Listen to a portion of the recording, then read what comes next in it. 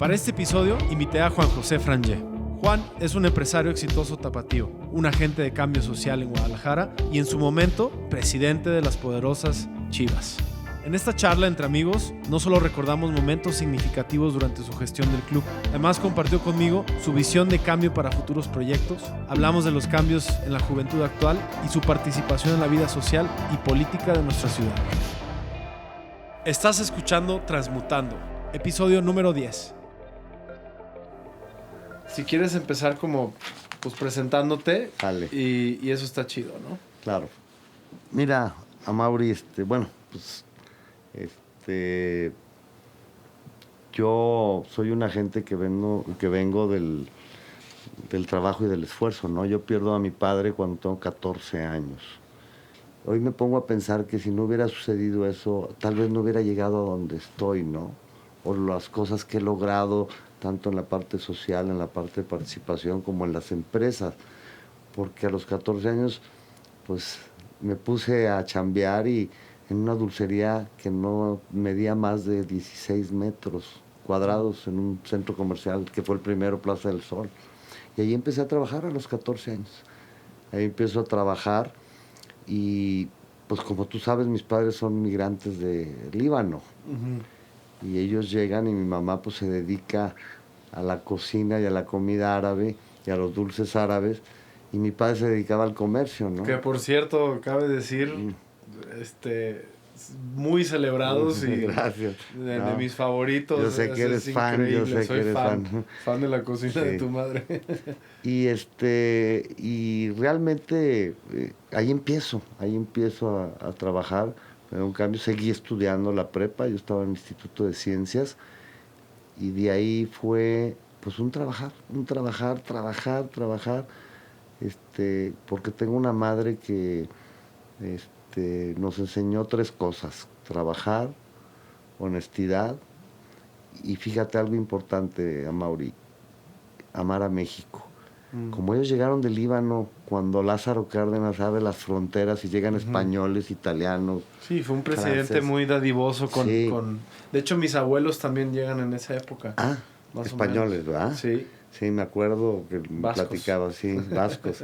Esa parte de mi madre, sobre todo de mi madre, yo a mi padre lo conozco porque realmente fue un buen padre, muy cercano a sus hijos, pero muy corto tiempo, ¿no? Entonces, claro. La escuela de mi vida ha sido mi madre, una mujer de trabajo, una mujer de mucha lucha, y a final de cuentas, esto me dio, luego empecé a abrir la primera dulcería, la segunda, la tercera, la cuarta.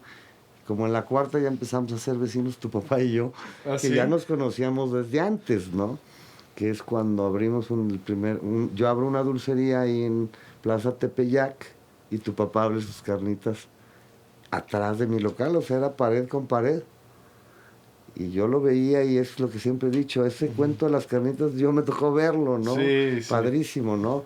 Y nos veíamos muchísimo y era algo que lo veías en un Volkswagen bajarlas y tener los casos ahí de carnitas y las hogadas que vendía.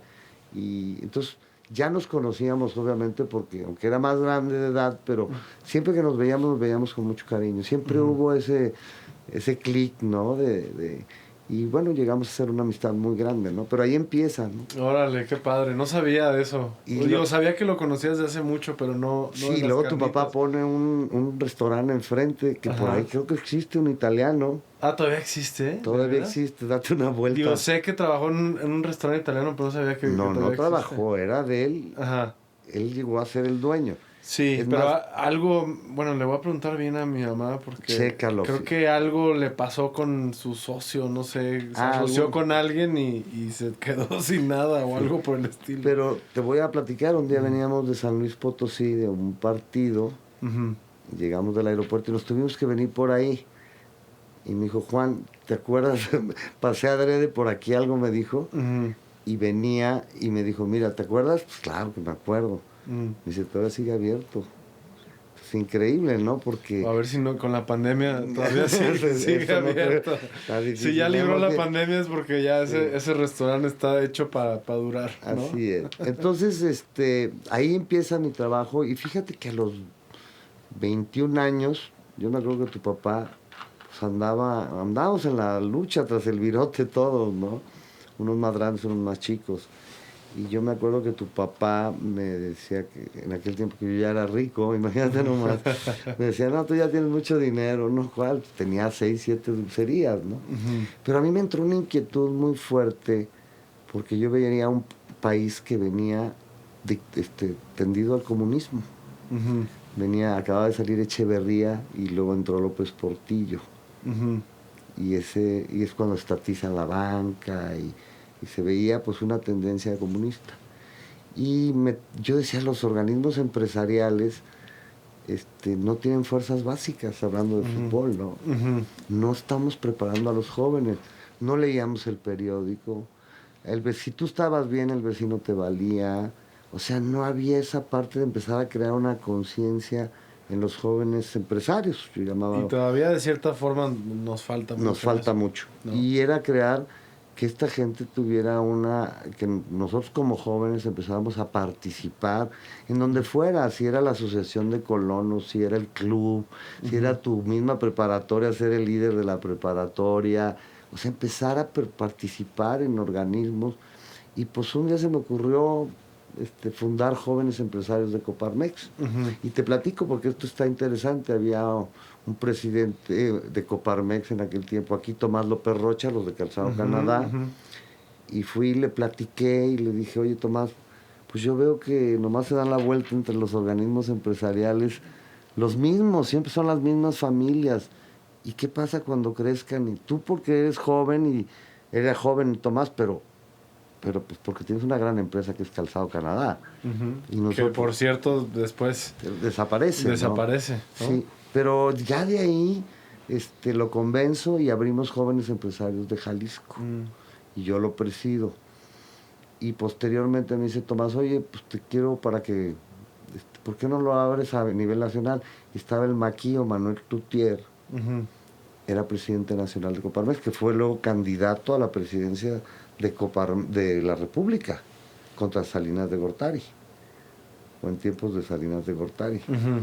Y tuvo un accidente y él muere, ¿no? En la campaña básicamente.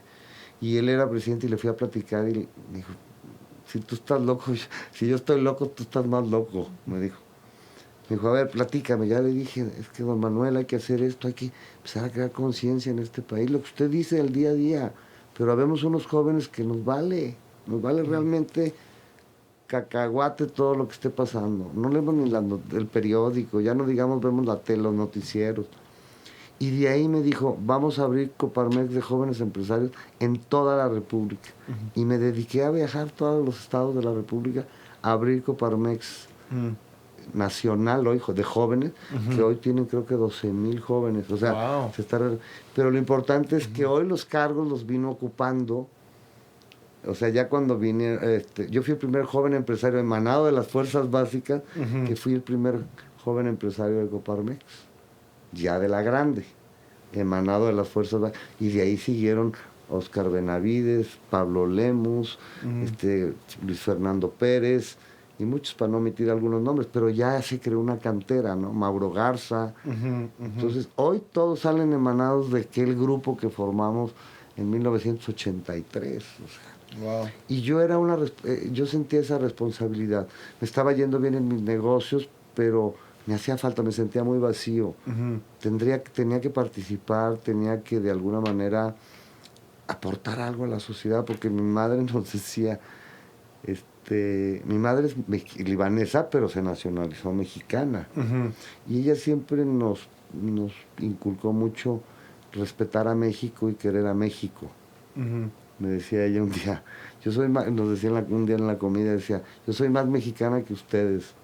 ¿Cómo, mamá? Si nosotros aquí nacimos. Por eso, porque yo me hice a mexicana, porque yo quise. Exacto. Y ustedes porque aquí Dios quiso que nacieran aquí, pero yo soy más mexicana.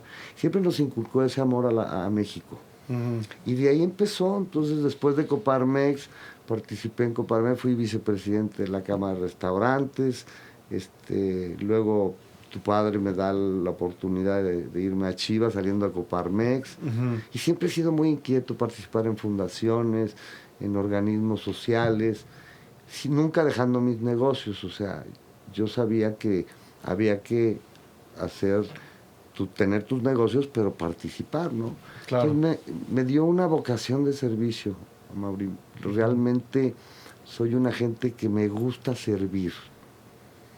Y me gusta servir porque, por esa parte, yo creo que de las raíces de mis padres, y luego el ver un México que no caminamos, que no caminamos, y que adelante, 2 pasos para adelante, 3 para atrás, y 5, y así, ¿no?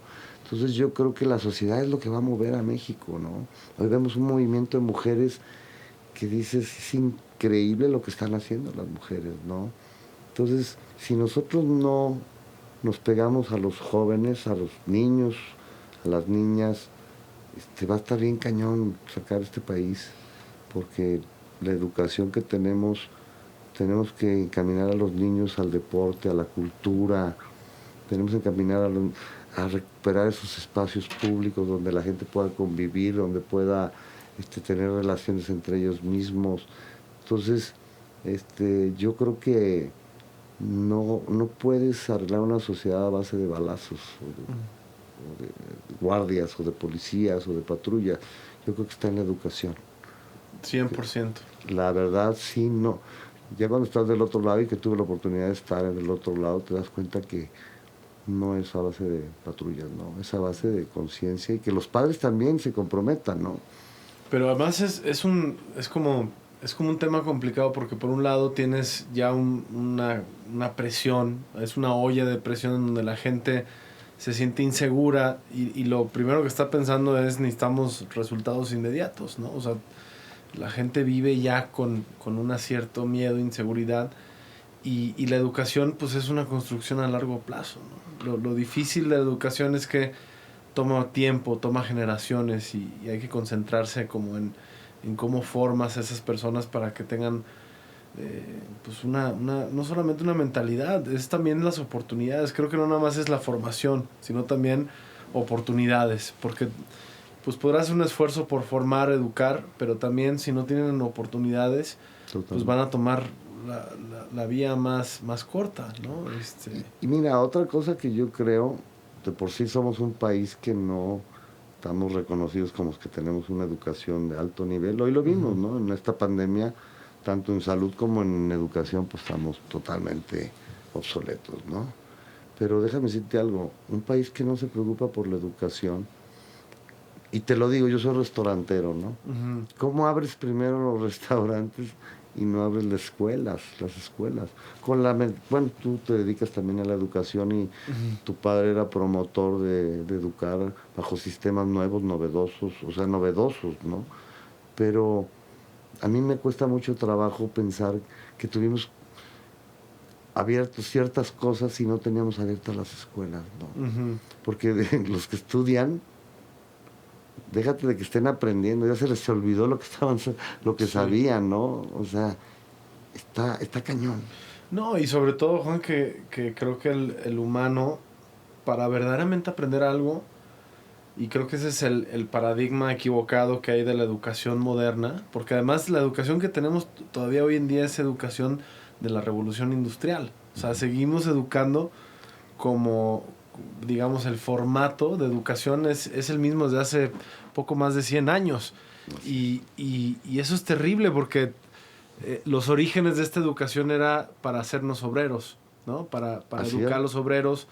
Siéntate tu pupitre, cállate, no tienes personalidad, te pongo un uniforme, te unifico, te quito, te desprendo de tu identidad para que sea más fácil decirte cómo comportarte, y además te tienes que memorizar todo, cuando sabemos que el humano pues no memoriza de esa forma, no aprende de esa forma. El aprendizaje tiene que ser práctico, tienes que hacer. De hecho, está comprobado que en los 2 hemisferios, para poder aprender, tienes que pasarlo por los 2 hemisferios. Y uno es el que escucha, el que almacena la información, y el otro es el que hace. Y si no juntas esas 2 cosas, pues no aprendes, y te platico, ¿no? Algo, y no nos vayamos... me acuerdo que me tocó en la FIL una vez presentar un libro de la Universidad de Guadalajara. No tengo los datos muy frescos, pero el 80% de los chavos que estudiaron en la universidad en aquella época, hace 20 años lo presenté, o 15, no me acuerdo cuánto, el 80% no estaba, o 75% no estaba haciendo su actividad que había estudiado. ¿Por qué? Porque tampoco no te enseñan a lo práctico, lo que dices, ¿no? Por eso muchas veces, pues no te enseñan, si tú estudias administración de empresas, nunca te enseñan a que cómo hay que hacer cuando te falta la nómina, no hay esa clase, ¿no? Cuando no tienes para pagar proveedores. O sea, la práctica, por eso yo soy de la mentalidad de que el chavo saliendo de prepa tiene que estudiar y trabajar, para que en un momento chupe lo que se está viviendo, porque salen de la escuela y lo que estudias en la escuela, si no lo ves en el mundo de los negocios o de una microempresa, pequeña empresa, pues es otro mundo, la realidad, y todos lo hemos vivido, ¿no? No, pero además, digamos que también, bueno, incluso está comprobado que hoy en día cada vez más desaparecen licenciaturas, bueno, desaparecen vocaciones enteras, ¿no? Profesiones enteras. Para cuando un estudiante entra a la universidad y sale, pues esa profesión ya ni existe, porque ya fue reemplazada por un proceso, o por una máquina, o por lo que tú quieras, ¿no? Hay mucho se habla de eso, pero también pues a mí, yo lo que me cuestiono de las universidades de hoy en día es, pues, no están apegadas a lo que verdaderamente necesitamos en una sociedad, ¿no? Porque, pues, estudias administración de empresas, o eres mercadólogo, o comunicólogo. Comercio internacional, pero ¿cuántos puestos aduanales hay? O sea, ¿cuántas empresas de importación y exportación se pueden fundar todos los días? Entonces, primero, no nos enseñan a emprender, aunque bueno, hay una nueva oleada y en los últimos años hemos visto como, por lo menos en este país y en el mundo en general, ha habido este despertar, digamos, del emprendedurismo. Bueno, tuviste a mi jefe, tú sabes muy bien, que apoyó mucho también junto contigo, me acuerdo, poco, pero de toda la colaboración que hicieron con el tema de Coparmex en su momento. Hace ratito me estabas platicando también de algunas pláticas. Pero definitivamente pues está desasociado lo que se oferta. Es que yo a veces veo universidades que digo, pues es que solamente son máquinas de hacer dinero, ¿sí me explico? O sea, porque la visión no es realmente en conjunto con una construcción de un país en donde decimos, bueno, además en México creo que, no sé si estés de acuerdo, a lo mejor estoy equivocado, siento que no nos identificamos muy bien, no sabemos para qué somos buenos, ¿sí me explico? Porque somos un país muy rico en recursos, en todo. Por ejemplo, en turismo. Y aún así el turismo, pues yo la verdad, entre mis compañeros de la prepa, pues no, creo que no tuve ningún compañero que dijo, quiero turismo.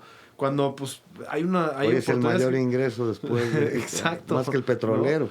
Claro. O por ejemplo, tengo un cuate de la escuela que se fue a vivir a Canadá y que se profesionalizó en el tema de extracción de petróleo, está metido en temas pues, ni siquiera en la empresa, digamos. Él es si no me equivoco, pues una especie de ingeniero, ¿no? Que es un puesto pues muy bien pagado, ¿no? Claro. En Canadá. Cuando pues aquí pues somos petroleros, ¿no? Y no te preparan para esos puestos. Y yo lo que te pregunto, Juan, bueno, ni siquiera es pregunta, es reflexión, es como, ¿cómo ves a la juventud hoy? Tú que de alguna forma desde muy chavo empezaste un proyecto de jóvenes, bueno, sí. Los jóvenes de Coparmex, y de alguna forma has estado, hoy ya perteneces a otra generación de la que hoy en día son estos jóvenes como el que tú empezaste. Están los millennials, ya vienen los que me siguen, yo soy millennial, los que siguen. Sí. Ahorita, bueno, primero quiero escuchar a ver qué piensas tú y decirte, yo también compartirte mi perspectiva, pero yo veo una generación sí diferente, o sea, diferente a la generación de mi padre, por ejemplo, diferente a tu generación y a las generaciones que hay entre tú y yo. Principalmente uno porque ya no estamos en este rollo de tener, ¿no? O sea, yo asocio tu generación y la de mi jefe y algunas generaciones con el tener la casa, tener el coche, tener la oportunidad de viajar, ¿no? Hoy en día cada vez es más barato viajar, entonces ya no es este objeto de deseo como era antes. Tener un coche pues es relativo, fácilmente puedes conseguirlo o no les gusta. No lo necesitas porque no les gusta, no lo necesitas, es un gasto más, mejor lo metes en otro. Y parecería que ahora el paradigma de esta nueva generación de jóvenes es el ser, ¿no? Es querer ser, querer, creo que el emprendedurismo que ha surgido ha venido de este deseo de querer ser, ¿no? Pero al mismo tiempo también, desde un aspecto negativo, pues veo mucho conformismo, porque hoy en día agarramos este chunche, bueno, no, pero agarramos un chunche y decimos, oye, pues pedimos de comer, sin decir marcas de compañías, pero o necesito moverme, pido un coche, y creo que eso nos está volviendo todavía más sedentarios y todavía más conformistas, y creo que es complejo porque creo que hoy en día, justo cuando somos más personas, las ciudades cada vez son más grandes. En esta ciudad, en Guadalajara, en Zapopan, es una ciudad que ha crecido. Bueno, tú tienes más tiempo viviendo que yo y la has visto transformarse. Yo, en los últimos 10 años, yo me sorprendo de cómo ha crecido esta ciudad, ¿no? Es impresionante cómo ha crecido Guadalajara, cómo se ha transformado a ser una urbe, ya no igual, porque no es de las magnitudes de la Ciudad de México, sí, pero bastante similar ya. Cómo la gente deja el campo y se viene a la ciudad, y cada vez somos más, y con estos defectos que tenemos de cómo visualizamos la configuración, las ciudades. ¿Y cuál, digo, ya me fui por otro rollo, pero cómo ves el rol de los jóvenes en ese asunto? Mira, no quiero generalizar, pero viven en un estado de confort, la gran parte, ¿no? Yo creo que esa cultura del esfuerzo de la que tú hablas, de tu papá, de la cultura del esfuerzo, que tú también la tienes, obviamente, porque la viviste y, bueno, pues te dejaron un legado y que lo tienes que sacar y mejorar. Por supuesto. Hay una responsabilidad, ¿no? Por supuesto. Yo creo que la tuya es una responsabilidad más y todavía más social, ¿no? Por el tipo de giros en los que tu papá te dejó, ¿no? Y que creó ese tipo de empresas, como en el deporte, como en el alimenticio, ¿no? Pero los veo en un estado de confort. O sea, yo no, platicando la otra vez con unos jóvenes, les decía, ¿cuántas horas trabajas al día? 5 horas. Caray. Y de repente, es que yo sé amigos míos que en 5 o 6 horas, ¿sabes qué? A ver, y voy a tratar de ser bien práctico. Hoy creen que hacer dinero es rapidísimo. Y eso les hace entrar en un estado de confort. Porque, por un lado, tienes a los jóvenes bien ambiciosos, que los ves y dices, ¿cómo están viviendo esta vida?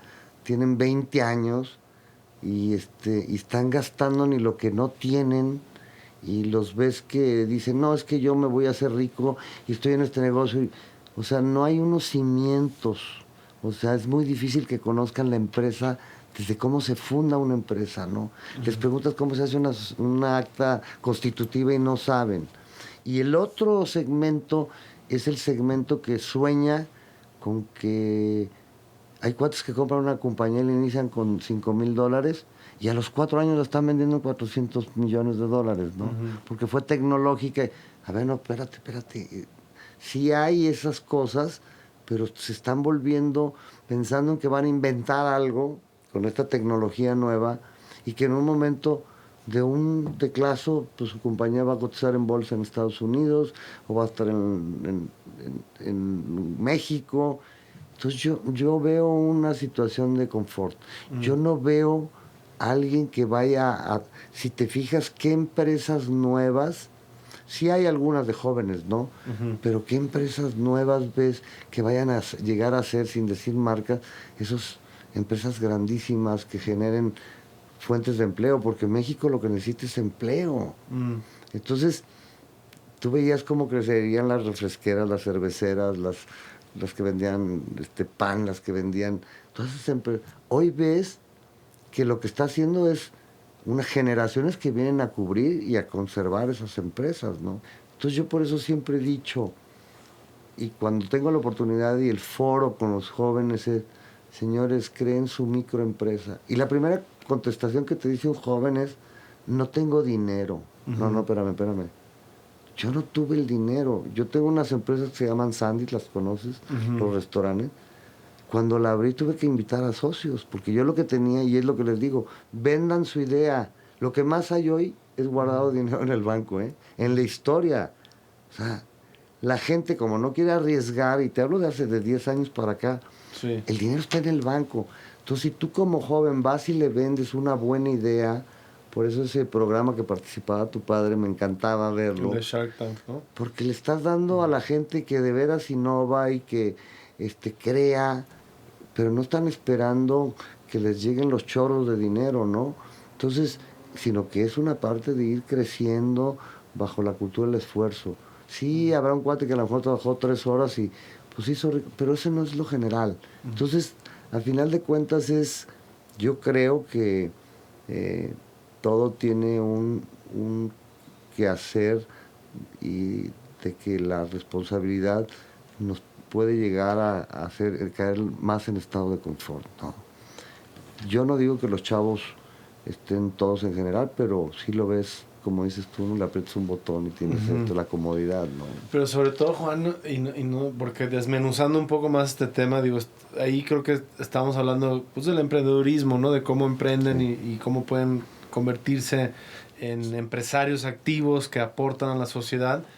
Pero creo que hay otra parte que de repente no entendemos, que es cómo puedo dedicar yo mi vida al servicio de la ciudad, al servicio de una comunidad, siendo un líder y no tanto como un empresario. ¿Sí me explico? O sea, cómo... Mi pregunta es también, tú que tienes tanto contacto en todo lo que has hecho con los jóvenes, ¿cómo detonar el liderazgo en la gente para que también no solamente estén pensando en el éxito empresarial, ¿no? Que ese es el atractivo, ¿no? Sí. Quiero ser empresario, no tengo dinero, bueno, pero ¿cómo lograr, cómo estimular el liderazgo en la juventud? Porque me preocupa mucho, francamente, y no porque yo sea Superman ni nada por el estilo, hago lo que puedo y tengo, como tú bien lo mencionaste, una plataforma de responsabilidad importante en la cual puedo ejercer esto y incluso desde antes he tenido proyectos donde me interesa, es algo que a mí siempre me ha gustado, cómo puedo ayudar, cómo puedo servir, cómo puedo cambiar. Siempre soñé con cambiar el mundo, o sea, esa era mi aspiración, pero veo una juventud desanimada, veo una juventud como desinteresada de una participación ciudadana. Yo tuve la fortuna de estudiar una parte de mi carrera en Estados Unidos y me marcó mucho, por ejemplo, que una vez uno de mis mejores amigos me dijo, es que tengo que ir a hacer en inglés civic duty, ¿no? Que es como algún deber cívico, ¿no? Y yo, pues, ¿cómo es eso? Me dice, sí, te llega a tu casa una carta que te dice que te tienes que presentar en el ayuntamiento, en el equivalente, para ver si puedes tú participar en alguna función cívica pintar, de la ciudad. Calles, no, balizar. Ni siquiera. O sea, era, por ejemplo, la que más relevante era, por ejemplo, ser jurado en un juicio. O sea, ya ves que tienen un formato en los tribunales, ¿no? Eso creo que es lo más representativo que te pueden llamar. Digo, aquí el equivalente pues es jefe de casilla o algo así que te toca, ¿no? Pero bueno, eso es cada 6 años o cada 3 años, cada 3 ¿no? años, claro. Pero y reniegas, ¿no? Y reniegas. Sí, si te no. Toca, le pides, estás pidiendo que no te toque. O el servicio militar, por ejemplo, que digo, sin entrar como en que si estamos de acuerdo con el tema militar o no. Yo creo, por ejemplo, hay países que es obligatorio, o sea, que es sobre todo allá por las tierras de tus paisanos, sí. Pues son países que por ejemplo Israel, ¿no? Por mencionar un país cercano, pues son 2 años de servicio militar, pero además les enseñan cosas que no aprenden en la escuela, ¿no? Sí. Disciplina de trabajo, bueno, entre muchas cosas, ¿no? El manejo, la defensa, el concepto de defender a tu país. Ni siquiera entremos en temas bélicos, porque no se trata de hablar de la parte bélica.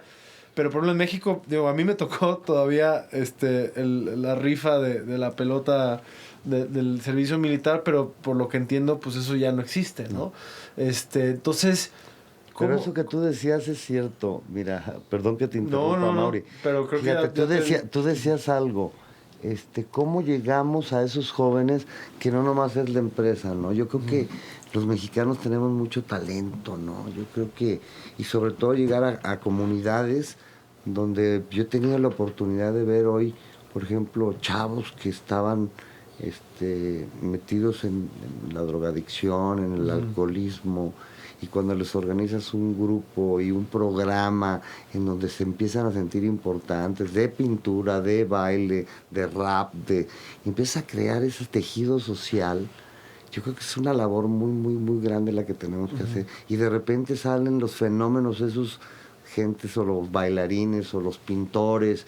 Lo que pasa que nos hemos enfocado, y lo que tú dijiste, y la verdad me llamó mucho la atención, siempre pensamos en la empresa para el que tenga éxito, ¿no? Yo recuerdo cuando me tocó conocer, por ejemplo, vemos el caso de Isaac, ¿no? El bailarín. Pues me acuerdo que yo lo conocí chiquito, ¿no? Y obviamente dices, este cuate no tenía los recursos, ni tenía esto, y hoy es un fenómeno, ¿no? Pero, ¿dónde está que nosotros como responsabilidad estemos impulsando este tipo de cosas? Pues las tienes que impulsar desde tu trinchera, ¿no? Y si tú estás hoy en OmniLife y estás en Chivas, pues ¿cómo buscamos la manera de integrar esas gentes, no? Es que yo creo que también esa es la parte que creo que tenemos la responsabilidad ahora nosotros. Oye, Juan, y yo hay algo que te quiero preguntar, y esto es algo, sobre todo tú que, digamos, desde un lugar donde podrías aportar algo de conocimiento al respecto. A mí, yo de repente digo, con el crimen organizado que lo mencionaste hace rato, ¿no? Lo que a mí a veces, digo, sé que es muy complejo y lo que tú quieras, pero de repente digo, ¿cómo puede ser que personas que hagan tanto daño, que viven de robar, matar, de estar prófugos constantemente, de estar pensando de manera negativa cómo hacer lo que hacen todos los días, pueden ser más inteligentes que los que somos buenos, ¿no? Eso, digo, sonará muy tonto y muy burdo, pero me ocupa espacio en la cabeza. Digo, ¿cómo puede ser que nos ganan esa batalla, ¿no? A los que sí queremos estar bien, porque te aseguro que los que queremos estar bien, los que queremos caminar en la calle, los que queremos estar a gusto en nuestras casas, somos más, ¿no? Y eso es algo de la política, no solamente la política, sino del humano, de la configuración humana. Lo que lo hemos visto es que somos un país con una desigualdad tremenda. O sea, tenemos 40 y tantos o 50 millones de gentes en la miseria y en la pobreza. Entonces es un país que ha crecido a base de una desigualdad tremenda. Y no te hablo nomás en Jalisco, te hablo en toda la República, ¿no? Entonces, cuando es fácil cachar ese tipo de cosas, ¿no? Te conviertes en una persona que ya en un momento piensas en, no hay forma, no tengo trabajo, no tengo esto, que no es una justificación, pero de alguna manera somos como un país muy sostenido en alfileres, ¿no? Mucho por una cosa, por educación, pero también esa desigualdad que existe, que yo creo que es uno de los factores más importantes en que la delincuencia crezca, ¿no? Pero esto también hemos sido de alguna manera corresponsables, ¿no? A eso me refiero, ¿no? O sea, pero ¿cómo ganamos esta batalla? ¿Sabes? Digo, la batalla de la desigualdad, bien, ahí está la raíz, ¿no? Desde lo que tú dices. Y bueno, volvemos a lo mismo, ¿no? ¿Cómo estimulamos nuevas generaciones que no estén, por eso te decía, que no estemos pensando en ser empresarios, ¿no? Que estemos pensando en cómo por lo menos en mi edificio, o sea, a mí lo que a veces me sorprende es que ni siquiera quieres ser partícipe de la junta de vecinos de tu edificio, ¿no? O ni te hablo de un distrito, ¿no? O sea, y voy a... No, pues te escucho, Juan, adelante. No, déjame decirte algo. Yo creo, te voy a platicar, la otra vez una persona que fue a una colonia, me dijo, ¿sabes en qué me encontré a los niños jugando? A los sicarios.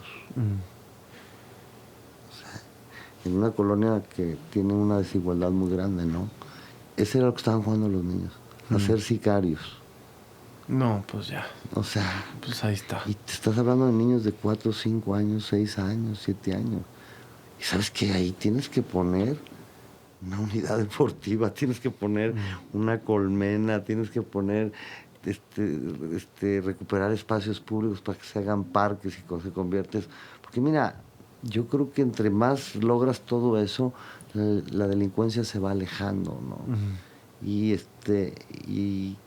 porque sí existe la desigualdad, pero también puedes aportar. Mira, yo por ejemplo creo que la iniciativa privada y muchas cosas pueden aportar a tener un beneficio muy grande con cualquier cosa. Y te platico algo, ¿no? Bibliotecas públicas. Oye, vamos, ¿cuántos países tienen que las bibliotecas tienen en cada esquina o tienen, no tenemos la cultura de la lectura, no tenemos la cultura de, y hoy, por ejemplo, yo creo que hay municipios que han estado aportando a abrir bibliotecas, centros culturales, llevar eso a las colonias que no tenían acceso, ¿no? Y es el caso en Zapopan, ¿no? Que acercar la cultura a esas colonias. Y de veras, y te lo comento, el niño que agarra un balón, un violín, una guitarra, o se pone una niña que se pone a clases de baile, es difícil que caiga. Pero como estás en alfileres y estás muy cuando estás muy, ¿cómo le llaman? Como muy vulnerable. Somos vulnerable, un país sí. vulnerable por esa parte, ¿no? Entonces, híjole, tenemos un buen reto. No sé, como que se pusiera a ver uno qué quisiera uno de México, pero empezamos con el problema más grande que es la desigualdad, ¿no? Y no hay, entonces, de ahí parten muchos problemas. Y no solo que tú hablas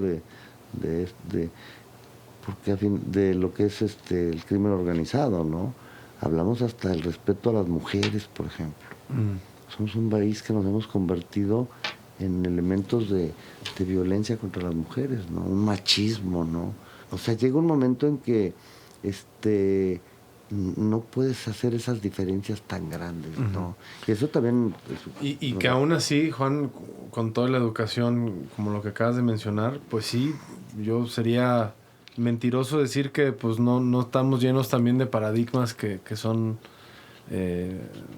machistas, ¿no? O sea, hay cosas que avalamos, que no nos damos cuenta, que pueden hacer daño para seguir estimulando este comportamiento, ¿no? Pero creo que lo primero es hacer conciencia, ¿no? Y de hecho tuve un episodio muy padre con él. El primer episodio oficial con un invitado de este podcast fue con Eli Simón, la directora de Chivas, de femenil, y hablamos mucho de eso. Hablamos de cómo además en un mundo de hombres, ¿no?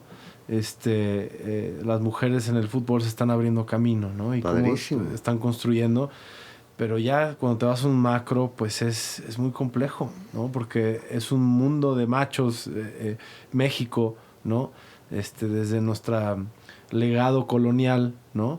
Y cómo nuestra cultura durante mucho tiempo de alguna forma validó ese comportamiento, ¿no? O sea, digo, por ejemplo, suena muy radical, pero debería estar prohibido cierta música, ¿no? Por ejemplo, yo cuando escucho algunas canciones que digo, por Dios, o sea, esto está educando a la gente. Claro. Porque la gente no está leyendo, no está esto, pero sí ya trae un teléfono y está escuchando una canción de cómo, pues cómo denigra a la mujer, básicamente, ¿no? En su mayoría. Además, cómo hacen, perciben o cómo proyectan el sexo como una herramienta de poder, y bueno, ni se diga ya de los narcocorridos y todas esas cosas que seguramente estos chavitos escuchan, ¿no? Pero pues yo coincido contigo, Juan, por ejemplo, en el tema del deporte. También creo que somos un país que nos gusta mucho el deporte, una ciudad que nos gusta mucho. Y por otro lado, hacemos pocos esfuerzos para que haya estos espacios de deporte, ¿no? Y ahorita volviendo a lo de los jóvenes, Amaury, déjame darte el último dato, ¿no? Yo he sido un fanático desde mi madre y con mis hijas, de las mujeres de que son igual que los hombres, o mejores en todos los aspectos, ¿no? Digo, y no iguales o mejores. No hay diferencia, ¿no?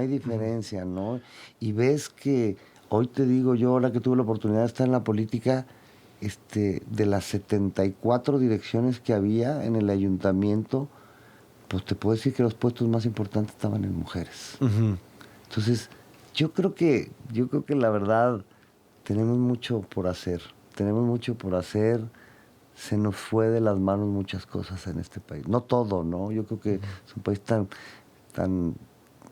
bondadoso, tan padre, que hemos aguantado tantas cosas.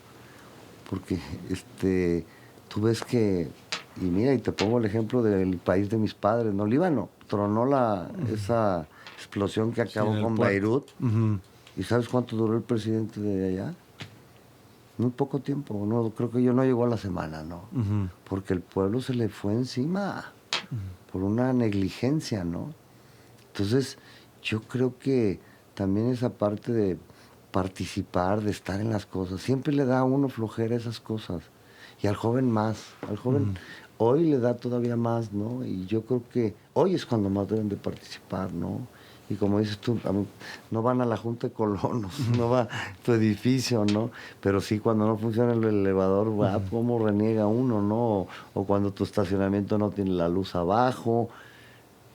No. Y quizás sea también, Juan, yo pensando en esto, para no tampoco caer como en el pesimismo, ¿no?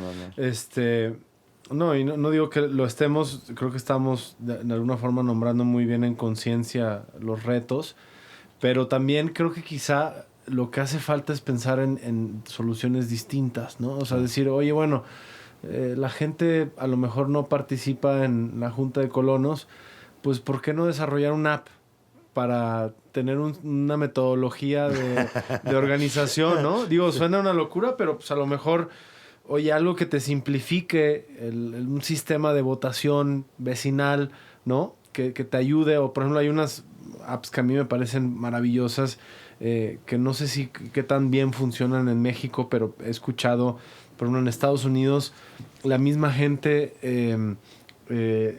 anuncia, sé que hay en México también, pero en Estados Unidos he visto que funciona muy bien, denuncia los crímenes que suceden. Entonces tú puedes abrir la app, ver un mapa y saber que lo conozco. Sí, ¿no? Entonces ahí ya no te estás peleando con el problema, ¿no? Estás buscando estos brincos de rana, estos lugares donde puedes decir, oye, pues dejémonos de pelear con esto y más bien busquemos cómo hablar un lenguaje distinto, cómo pensar las cosas distintas.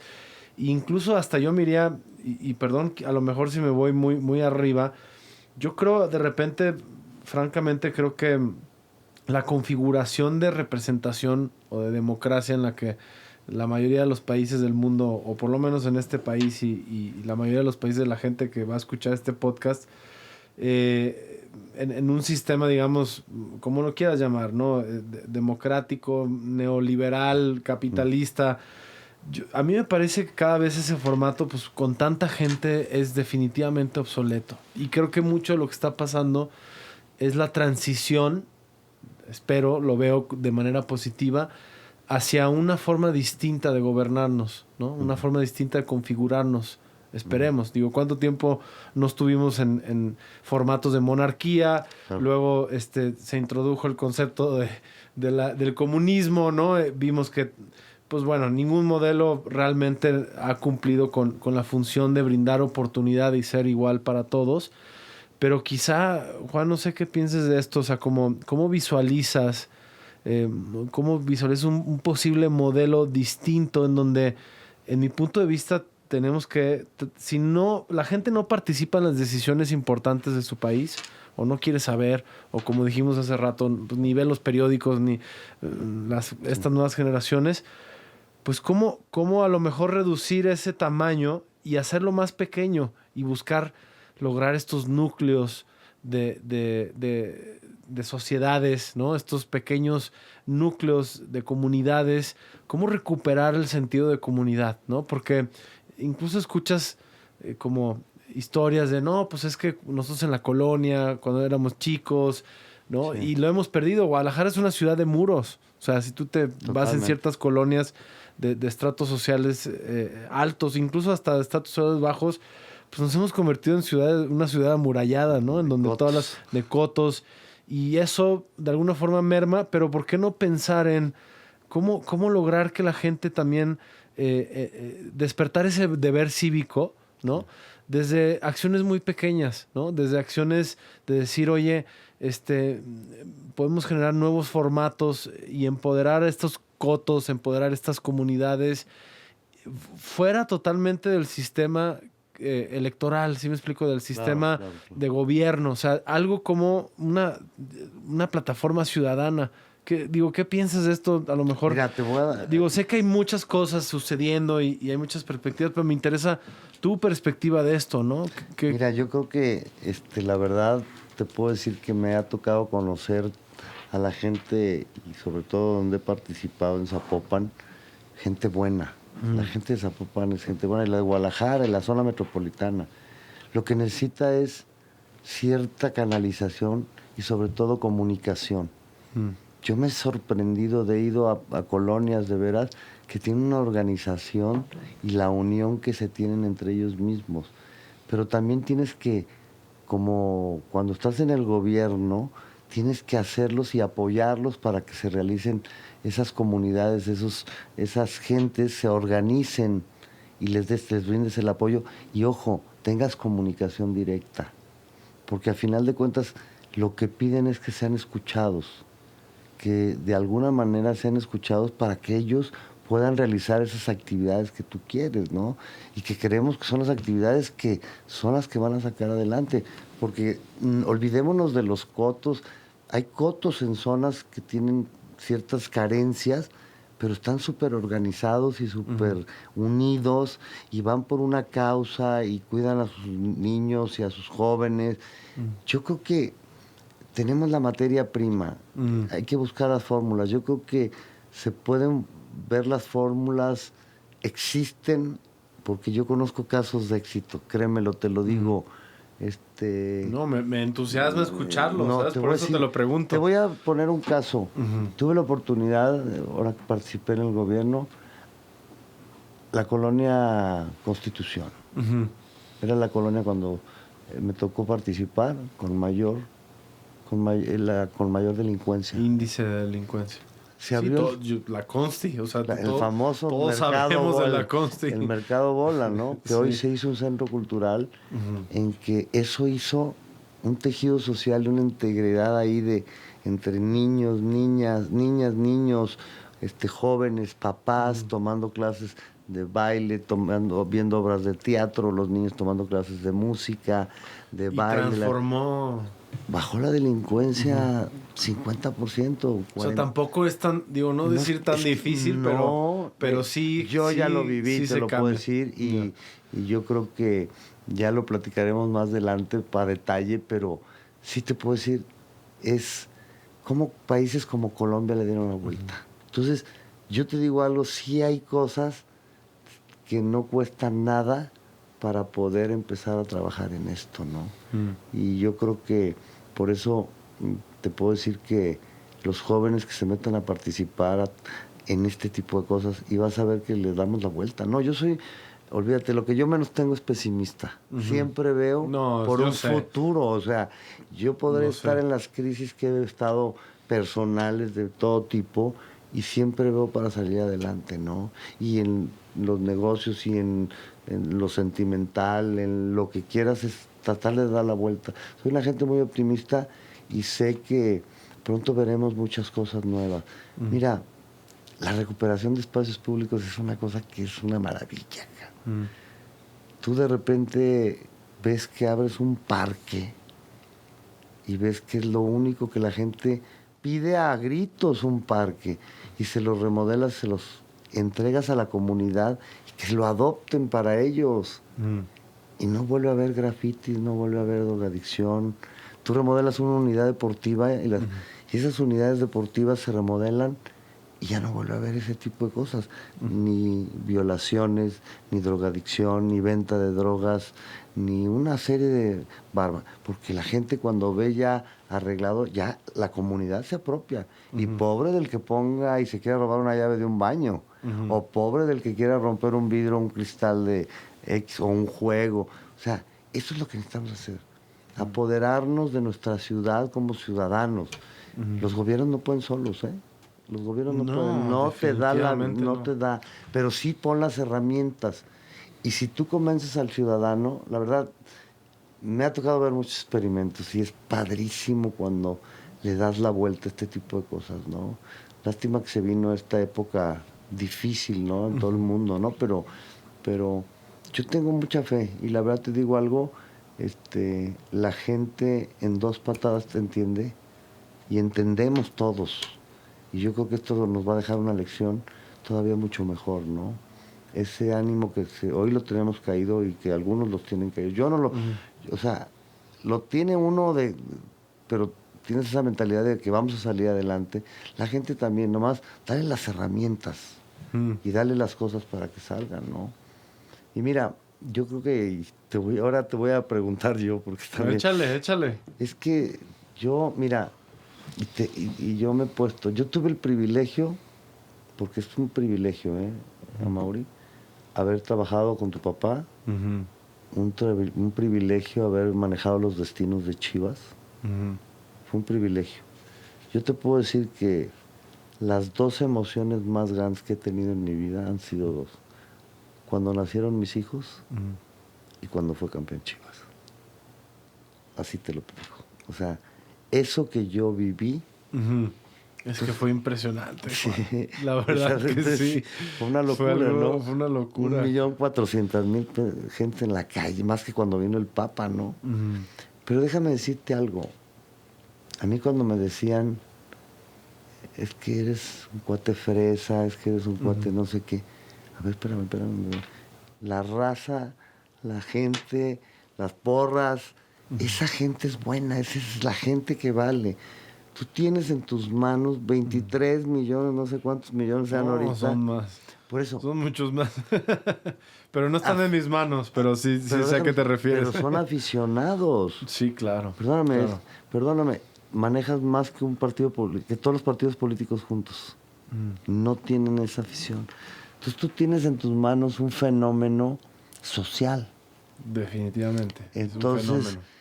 Que ese puede ser eso es a lo que voy, ¿no? Con algo que mueves una tuerca, automáticamente le creas a los niños, todo el mundo quiere ser tal jugador. Sí. Yo me acuerdo que tu papá me decía, ahora todo el mundo quiere ser Chicharito, y ahora todo el mundo quiere ser y todo. El bofo, bueno, a ti te tocó el bofo, Bravo. O sea, empezabas a ver que hasta su nombre le ponían Osvaldo. Bofo. Los bautizos veías que se le ponían Bofo, ¿no? Sí.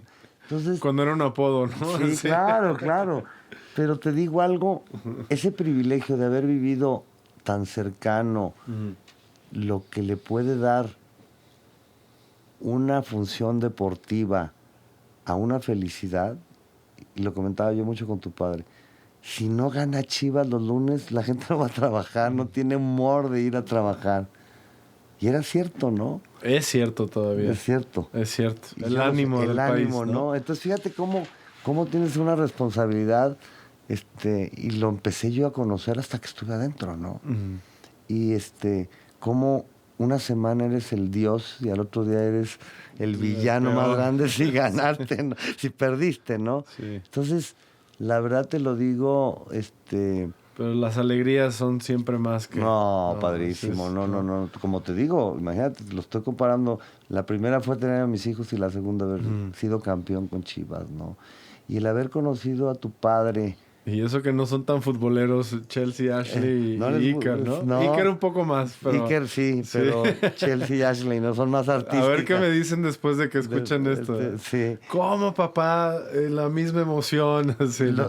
No sé si sabes esta anécdota. Cuando tu padre me invita a participar, me cita en OmniLife, aquí en las oficinas, con Sara, porque éramos amigos y salíamos y... Yo en mis rollos y él en sus rollos. Sí. Y yo era anti-Chiva. porque yo le iba al Atlas. Y cuando me invita tu papá, porque hacíamos apuestas, y el que perdía sacaba una plana y se ponía la camiseta. O sea, si yo perdía el Atlas, el clásico, yo me ponía la camiseta de Chivas. Y si perdía Chivas, él se ponía la camiseta de Atlas. Sacábamos una plana en periódicos. Esas eran las apuestas. Cuando tu papá compra Chivas, ya no era anti-Chiva. Porque obviamente de un amigo lo que quiere es que le vaya bien, ¿no? Sí. Y sobre todo con lo que se la rifó para entrarle, ¿no?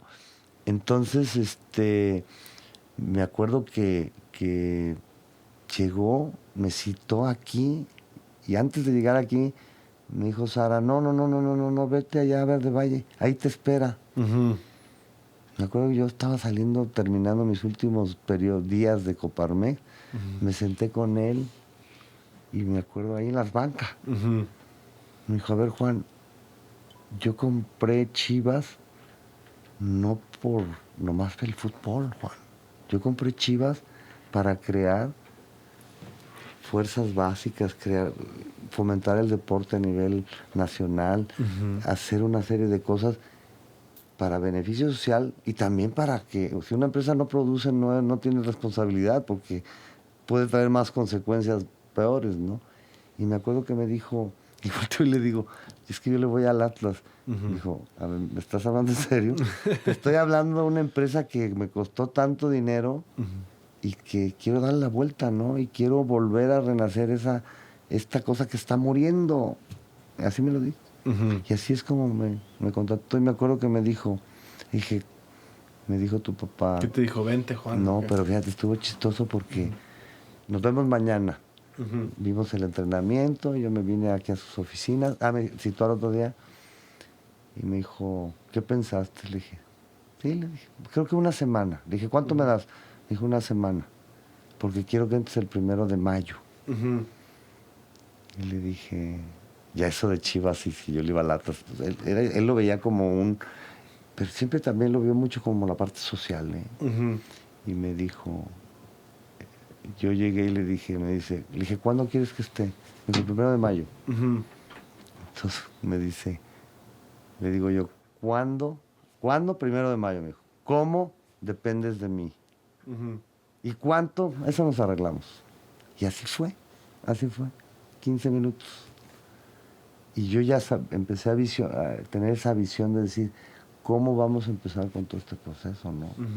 Y la verdad, fue una vida, fueron unos años increíbles, ¿no? Esa parte de ver a los niños. Yo me acuerdo cuando se aventaban hasta los bebés al camión, porque venía un camión de 2 pisos, ¿no? Sí. Los recién nacidos se los aventaban a los jugadores. Sí. No era eso es padre. Mira, yo creo que eres privilegiado, Amaury. Definitivamente. De verdad, Dios te ha dado ese privilegio. Sé que no tengo la menor duda. Y olvidémonos de los resultados, buenos o malos, porque esos existen. No soy resultadista, aunque son objetivos importantes. Sí, bueno, pero no soy una persona resultadista. Tienes en tus manos una materia prima que puede incidir mucho también en eso que hablábamos de cambiar. Por supuesto. Yo recuerdo que siempre tu padre me decía, no vamos a comprar ningún jugador, porque tiene que salir de aquí. Sí. Y un día te contaré la historia porque me dijo un día, le dije yo, a ver, Jorge, pues en el tiempo que estuve yo compramos 3 jugadores, Pineda, Diego Martínez y Santana, en casi 4 años. Nunca compramos jugadores. Nunca se compraron jugadores. Obviamente cuando él lo compra se hace una transformación, sí, ¿no? Sí, claro. Pero después, bueno, no teníamos ni departamento no dejábamos de entrar a un representante de futbolistas, porque no había necesidad. Y esa fue una estrategia que se compraron por una estrategia que la traíamos en la mente, y me tuve que ir hasta México a analizar esa estrategia que queríamos hacer, y que tuvo unos resultados súper buenos, maravillosos, ¿no? Y yo te digo algo, yo oigo, ¿no? Ayer te platico algo. Ayer alguien me dijo, Juan, ¿qué prefieres? ¿La política o Chivas? Esa pregunta me No decía. fútbol, Chivas, así. Sí, Chivas. Claro. Sí. Y yo le decía, mira, las dos me encantaron, pero tienen dos ingredientes diferentes. Estoy contento, me gusta, pero hay un ingrediente que tiene Chivas, se llama pasión. Y cuando tú haces las cosas con pasión, Es muy emocionante. es muy emocionante. Y yo lo veía en OmniLife con tu padre, ¿no? Sí. Esa emoción, el contaminarte, el transmitirte esa emoción, eso, pues verlo, cuando yo lo veía y lo acompañaba y llenaba esos estadios, cabrón. Y decías, pues aquí está Justin Bieber o quién está, ¿no? O sea, Sí. un rockstar, ¿no? O sea, y era increíble, ¿no? La forma en que... Y lo convirtió en Chivas, porque Chivas estaba envejeciendo. La afición de Chivas estaba quedando ya grande, era la gente grande. Porque en aquel tiempo surgió el Atlas con la Volpe y creo salió Rafa Márquez y salió Sí. Pavel Pardo y salieron una bola, Cepeda y toda esa generación que tú íbamos, bueno, llegamos a ir tu papá a los antros para ver cuántas camisetas había de Chivas y de Atlas. Había más de Atlas. No te creo, Juan. Te lo digo. Bueno, pero en cierto lugar, nicho. en ese nicho. No, en ese nicho. Ajá. Pero había que entrar a ese nicho también. Claro. ¿Y sabes qué me decía tu papá? Se la van a poner si es una buena prenda, tiene buena transpiración. O sea, todo este tipo de cosas. Sí, de ¿no? calidad, buen diseño. Entonces vamos haciendo... Y además el equipo gana, ¿no? Que Claro, también se da. eso Sí. es inevitable, ¿no? Pero esto que hablas tú, nosotros que tenemos la oportunidad de participar, de preocupar, que hoy es el momento de meterle más al acelerador por la sociedad y participar, hay veces con una cosita cambias una vida. Totalmente. Cambias una comunidad, ¿eh? No una vida, cambias una... O sea, un país. O sea, digo, a veces creemos que los grandes cambios de país suceden en grandes situaciones, pero los cambios más significativos van de poco en poco, ¿no? Y qué padre, Juan, que hayas traído el tema de Chivas, porque pues lo que está interesante es que de alguna forma nos tocó una posición similar, ¿no? Sí, sí. Y te tocó ver, sobre todo porque además yo me identifico mucho con lo que estamos haciendo ahorita, con lo que ustedes hicieron. Además sabes que también hay gente que estuvo contigo en esa época. Gente muy valiosa. Y fueron objetivos muy importantes, ¿sabes? O sea, el vender 1,000,000 de camisas, pues creo que fue algo maravilloso. No. Obviamente, el campeonato que se logra con Chepo y con todos estos jugadores que ya mencionamos, Bravo, Bofo. Puro ídolo. Ídolos. Ídolos, Manuel Sol, Osvaldo Sánchez, Maza Rodríguez, Magallón, ¿no? Johnny Magallón. Luego aquella final de Pumas que fue terrible cómo sufrimos y también nos tocó ir a Boca, ¿no? Sí, la Libertadores de ¿te Boca. ¿Te acuerdas que salimos del estadio no sé a qué hora? Casi nos mataban, ¿no? Sí. Y qué padre, Juan, porque siempre, ahora que estoy en esta posición, trato de pensar como todos los que han sido o presidentes o directores generales de Chivas, lo que han aportado y la importancia, ¿no? De los momentos, de los tiempos, sí. Pero que finalmente también hay cosas que son, digo, tú lo acabas de mencionar, Chivas tiene que tener jugadores de cantera y en aquel momento se planteó así y se logró los objetivos, sí. ¿No? De los últimos mejores objetivos que se han logrado, aparte del último campeonato, pues fue cuando tú estuviste en Chivas, ¿no? Y todo lo que construían, pero además algo que me inspira muchísimo es recordar esa emoción, porque había muy buen espíritu en el proyecto. Sí. Había muchos cambios, o sea, se fueron de estar ahí en Américas y digo, en López Mateos, en Colomos, así es. A mudarse, creo que estuvieron en base aérea, ¿no? Estuvieron un aviación. En aviación. Muchos cambios y también muchas cosas que pareciese que el cambio era muy radical, pero que el Chivas necesitaba, ¿no? Porque estaba como en este letargo. Mira, ¿no? Algo padrísimo que platicamos, lo que decíamos, ¿no? Vamos a fabricar productos desde que naces hasta que mueres, ¿no? Y empezamos a hacer los pañales para bebé y luego vender servicios de ataúdes Sí. de Chivas, ¿no? Entonces realmente era...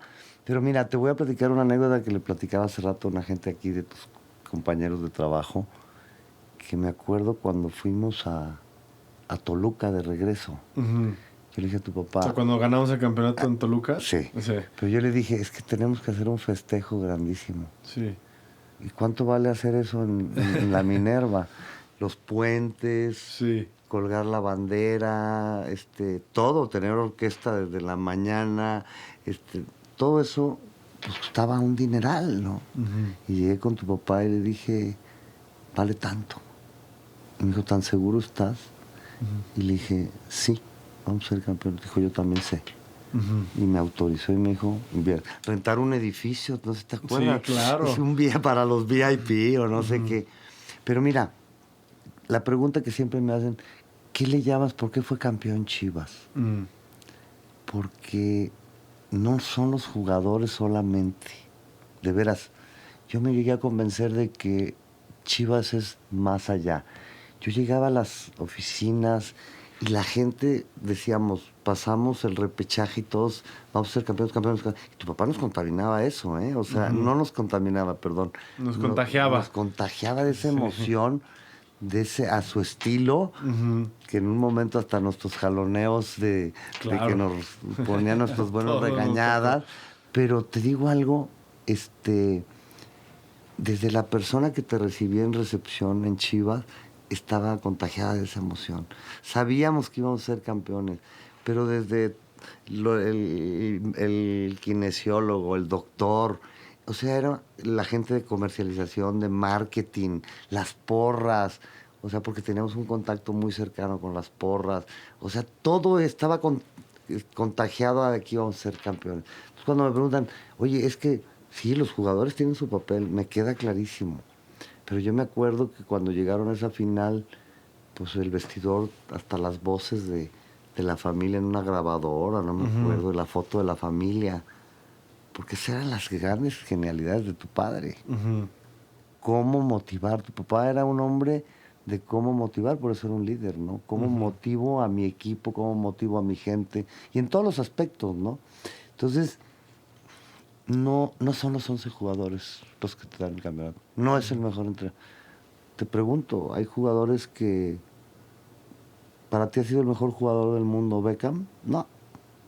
Y era el jugador que más camisetas vendía. ¿Por qué? Porque detrás de él había una locomotora de marketing, ¿no? Ujú.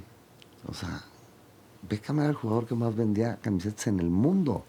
En una gira por el Real Madrid te vendía 2 millones de camisetas a Japón. Para mí, de niño, el mejor jugador del mundo era Ramón Ramírez.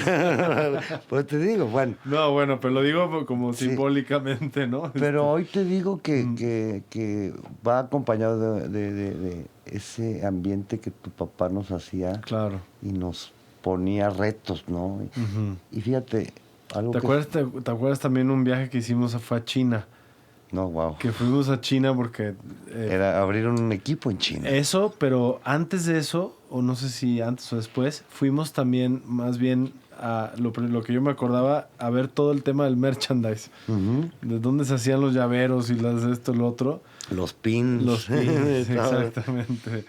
No, ¿y te acuerdas? Pero luego lo de Jefei, ¿no? El De Chivas Jefei. Jefei. Pero ese ya, yo no viajé contigo en eso, pero me acuerdo de eso también, ¿no? Sí, fue una, la verdad, una... O sea, qué locura. O sea, digo, es como que vamos a hacer un y no- equipo de fútbol en China. Pero ¿no te acuerdas también cuando tu papá nos dijo, hay que comprar un equipo en España? Sí. Y fuimos tras el Málaga. Ujú. Y me acuerdo que yo no sé cuántos viajes fui allá y me tocó empezar a negociar allá la compra del equipo de España, el Málaga. ¿Cuánto habrá costado en ese momento y cuánto costará ahorita, no? ¿Sabes? Sí, no tengo la referencia. Pero fíjate la visión, ¿no? Tu papá me decía, ese lugar de Málaga, necesitamos empezar allá. Muy parecido al Saprissa, ¿no? Ujú. Porque también pues, me tocaba manejar Saprissa, ¿no? Claro. Y la parte de tu papá de y- Chivas USA también y una... Nos recuerdan muy bien, bueno, a ustedes pues, ¿no? Pero en general, pues, todo lo que es mi jefe con ustedes, La gente de Costa Rica lo tiene muy presente. Pues ha sido la mejor época del Saprissa en su historia. Oye, creo que 7 campeonatos me tocaron. Sí. O sea, de veras. Yo me acuerdo que... Y la final siempre el 23 de diciembre, ¿no? Porque era... Entonces, me acuerdo que volábamos, nos veníamos el 24 de diciembre a llegar aquí en la noche porque les hacíamos la cena, tu papá les hacía una cena a los jugadores, y pues ya llegábamos a la cena de Navidad ya todos tronados, cansadísimos, pero felices de ser campeones, ¿no? Entonces, muchas ¿Pero que se los traían a México, los jugadores de Costa Rica? No. Tu papá les organizaba una cena en un hotel para ser campeón. Entonces, no nos veníamos el 23. Cenábamos con el equipo campeón, con los familiares. Ya ves que a tu papá siempre le gustaba las esposas y los hijos. Entonces, ahí en el hotel, y hacía las cenas y después nos quedábamos al otro día y ya nos veníamos de allá de Costa Rica. Y pues ya veníamos llegando acá no sé a qué horas, ¿no? Pero siempre me acuerdo que era el 23 de diciembre las finales. Y como siempre llegábamos a la final, no había, creo que en una ocasión no, eran torneos cortos también como aquí, ¿no? Pero, por ejemplo, la pasión que se vivía, por ejemplo, cuando arrancó Chivas USA, no, bueno, pues era una pasión también, allá, ¿no? Todos los paisanos. Fue algo increíble. Y mira, esas son cosas que... qué padre que haya pasado y yo te lo digo a Mauri, porque muchas veces me preguntan, ¿no? Oye, tú estuviste en Chivas y ¿cómo ves a Mauri, no? Es que a Mauri le gustaba más el cine o le gustaba más esto. A ver, pero ¿eso qué tiene que ver? Porque volvemos a quedar lo mismo, ¿no? Sí, las etiquetas, ¿no? Las etiquetas, ¿no? Sí, a ver, espérame. Pero, no tengo la menor duda y no me he cansado de decirlo en los noticieros. Te agradezco.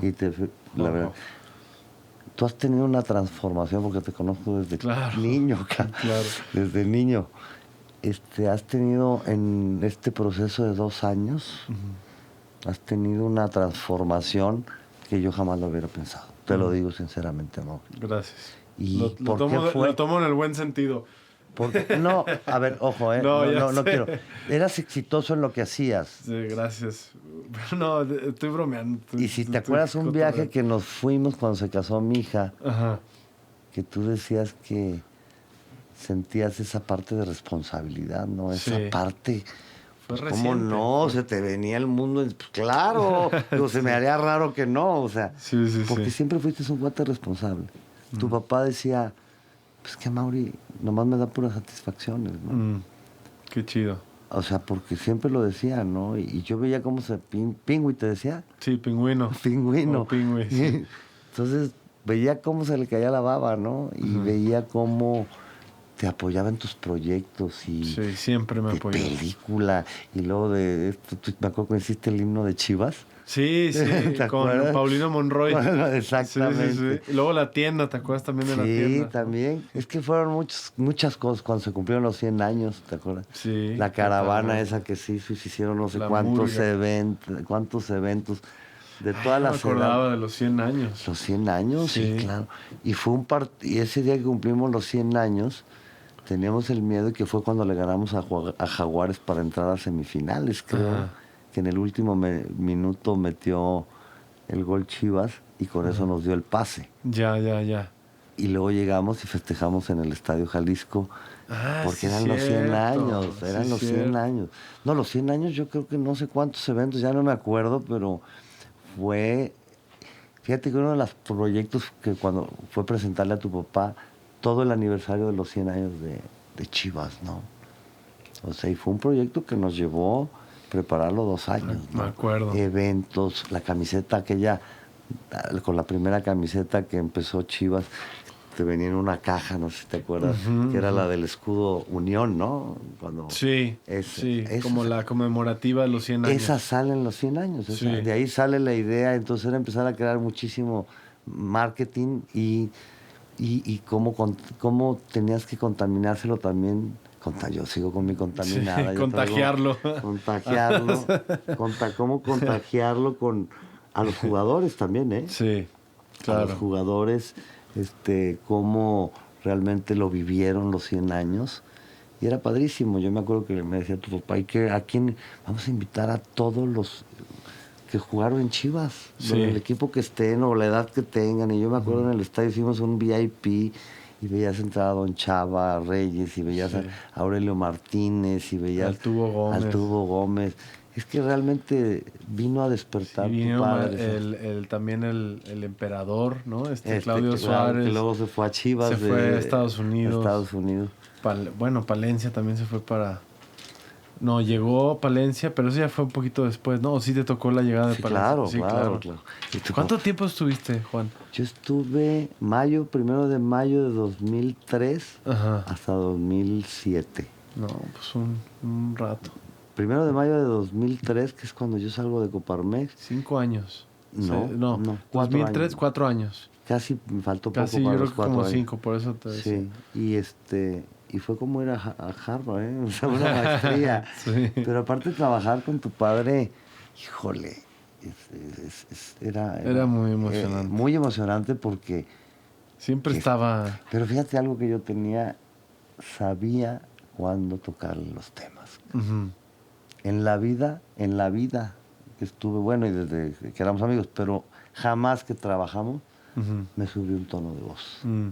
Eso no lo puedo olvidar porque sé el carácter. No, pues eres de los pocos, te lo aseguro. Nunca me subí el tono de voz. Qué Nunca padre. me gritó.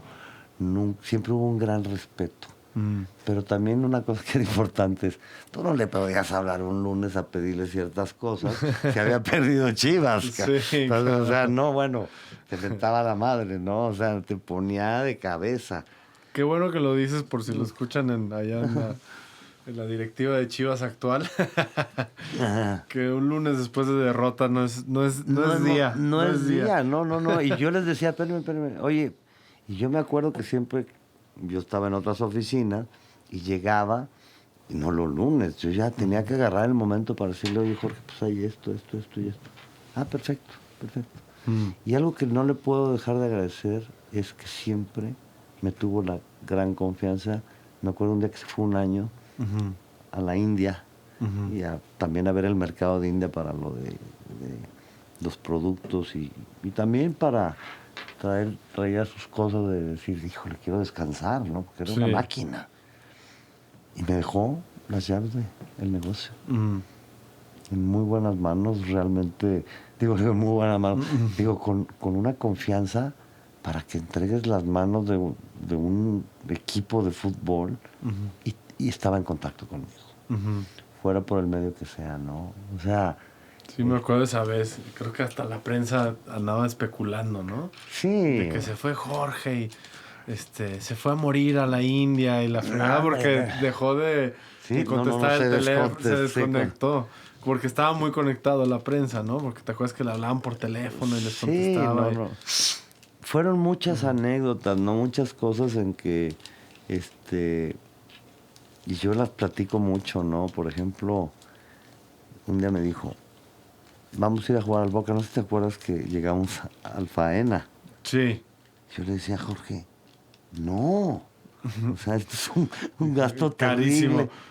Me dijo, Juan, lo que hicieron en Argentina, Uh-huh. lo que hicimos aquí en el Estadio Jalisco, porque para eso déjame te platico, esto está padre. Uh-huh. Llegamos, yo recién llegado, no sé qué, le subí los precios a la taquilla del Boca Juniors Chivas aquí. Uh-huh. Y me habló por teléfono y me dijo, oye, Juan, ¿estás loco? Dije, no, se va a llenar el estadio. Yo creo que en la historia ha recibido en taquilla, en dólares. Lo voy a convertir en dólares ni en esquilmos lo que fue el partido de Boca Juniors aquí. Uh-huh. Y lo bueno fue es que ganamos con ese resultado extraordinario. No, extraordinario. Pero no me dejaba reclamar y todavía íbamos al estadio y me decía, estás loco con los precios y no sé qué. Que vas a ver, está lleno, está vendido todo, está revendido, que no cabe un alma, ¿no? Y los esquilmos no se dieron abasto. O sea, detalles simpáticos, nos reíamos mucho, por cierto, nos reíamos y siempre con mucho respeto. Jamás hubo una falta de respeto y una desconfianza, nada.